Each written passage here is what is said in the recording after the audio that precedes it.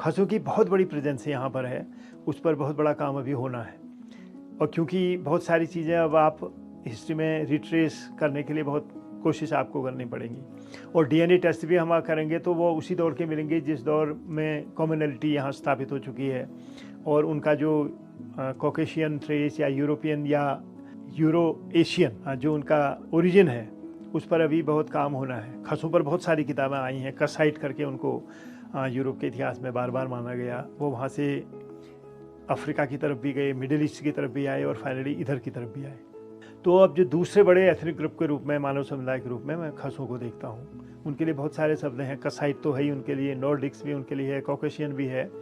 वो अलग अलग वेव्स में आए। मुझे लगता है कि उनका अन्य वेव्स जो एग्जिस्टिंग ह्यूमन सेटलमेंट थे यहाँ, उनके साथ उनका इंटरेक्शन हुआ, विक्टर की तरह हुआ हो, ये भी संभव है। कहीं कहीं उनको रेजिस्टेंस भी झेलना पड़ा रहा होगा, ऐसी कल्पना हम करते हैं हिस्टोरियन के रूप में।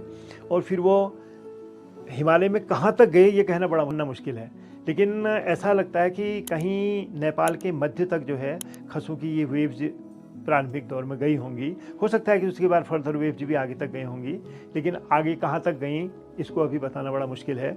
और अब मेरे ख्याल में बहुत सारी गुंजाइश अब नई टूल्स के मिलने के बाद बनती है।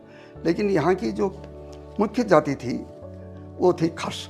उत्तराखंडी क्यों, सारे हिमालय में, और हिमालय हमारे ही हिमालय क्यों, काशगर से लेके और हिंदुकुश से लेके और कश्मीर, हमारा उत्तराखंड, उसमें नेपाल और असम में नागा खसिया जो पहाड़ियाँ हैं, सब इतने पूरे बेल्ट में खस लोग निवास करते थे।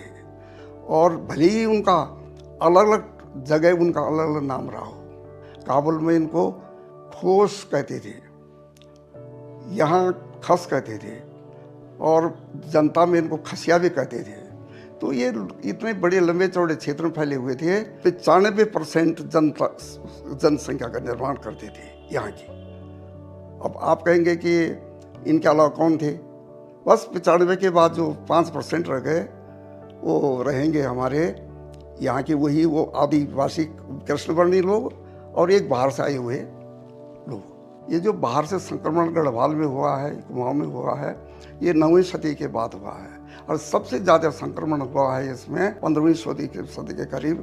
तो ये बाहर की जातियाँ जो हैं ये चूँकि थोड़ी थी, कम संख्या में थी, इसलिए ये खस लोगों के साथ आजकल इतनी घुल मिल गई है कि ये बताना मुश्किल है कि ये खस हैं या आदिवासी, वो क्या कहते हैं, बाहर से आई हुई है।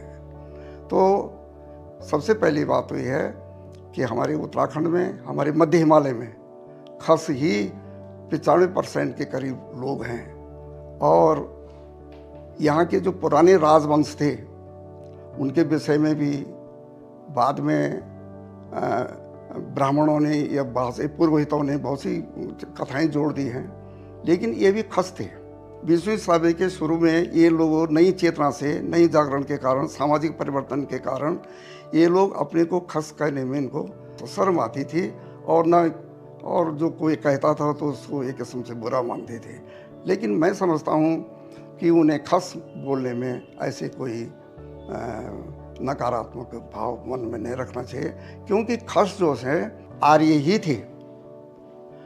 आर्यों की जो सबसे पहली शाखा थी, जो सबसे पहले आए थे, पहला प्रवाह उनका जो था, वो नए आर्य जो है उनको नीची दृष्टि से देखने लगे और उनको खस कहने लगे, उनको हीन दृष्टि से देखने लगे, लेकिन वो भी आर्य थे। तो आजकल आर्य खस कहने में कोई बुरी बात नहीं है। खस हमारे समाज में यत्र तत्र सब जगह फैले हुए हैं मिश्रण के कारण। देखिए, जैसे चांदपुरगढ़ में भानु प्रताप राजा थे, तो खस राजा थे, खस यहीं के गढ़पति, और उन्होंने अपनी जब राज्य उनको ये अजयपाल को दे दिया, तो अजयपाल का परमार वंश आ गया। तो परमार वंश जो है बाहर का हुआ और भानु प्रताप का वंश खस है। हमारे गढ़वाल में या कुमाऊं में जितने कोट और गढ़ हैं सभी खस गढ़पतियों के हैं। और आजकल जितनी पट्टियाँ हैं, देखा पट्टियों के नाम भी देखेंगे कि पट्टियों के नाम जातियों के नाम पर हैं। तो वो जातियाँ जो थी यहाँ की खस थी। भले आजकल हम कहते हैं कि वो सयाना हैं, वो थूकदार हैं, थूकदार जी हैं। हम ऐसे कुछ दृष्टि से उनको आदर, लेकिन थे वो खस, यहाँ के आदि निवासी थे, अब उन्हीं के ये गढ़ थे। और नयार घाटी जिसको कहते हैं, उसका पुराना नाम है रठगाड़। राष्ट्र नदी और कहाँ से निकलती है? राष्ट्रकूट पर्वत से। तो उनका जो राज्य था उस खस राजा का, उस राठी माने खस, वो उस दोदा तोली और सारा राष्ट्रकूट पर्वत और नयार घाटी में होते हुए ये इस पूरे क्षेत्र में था। तो आज ये उन खसों के जो मिश्रण से वंचित रह गए, वो एक तो राठी है। जैसे हम और लोग हैं, विशुद्ध नहीं है खस, मिले जुले हैं, लेकिन एक अंचल राठी लोगों का है और एक जौनसार भाबर में, जौनसार भाबर का पूरा क्षेत्र खस लोग हैं। खस और बात बताऊं मैं, धीरे धीरे खस लोग जो थे, मैंने जैसे बताया 20वीं शताब्दी के शुरू में इनमें कुछ नई सामाजिक चेतना आने लगी। 2000 ईस्वी के शुरू से क्यों ना हमें कुछ लोग हीन दृष्टि से देखते हैं, तो हम इसी ब्राह्मण समाज में आ जाएं। तो जो ब्राह्मण बन के इसमें आए नए समाज में, वो तो खस ब्राह्मण हुए। और जो उसमें ब्राह्मणों से इतर माने क्षत्रिय के रूप में आए, और खस राजपूत हुए। दो किस्म के हैं। उदाहरण के लिए मैं दूं कि जैसे ये बिनसर का मंदिर है ऊपर, या कोई भी शिव मंदिर है, उसके जो पुजारी होते हैं ये सब खस थे। आज की नई हवा में मैं बिनसर गया तो पीठ शरण में उन्होंने कहा, मैंने कहा उसके पुजारी कौन है? उन्होंने कहा साहब उसके पुजारी तो हयात सिंह है। लेकिन उससे ऐसा ना कहिए, जब जाएंगे आप वहाँ पर कहिए हयात राम। मतलब ये है कि देखो हैं वो खस है ना, अभी उस ट्रांजिटरी पीरियड में है कि हम ब्राह्मण बने या सकते हैं। अब ये कत्यूरी कौन है? इन कत्यूरियों को यदि हम नेपाल के साथ देखें तो नेपाल में भी उनका प्रभाव दिखता है, दुलू और सिंजा वाले इलाके में।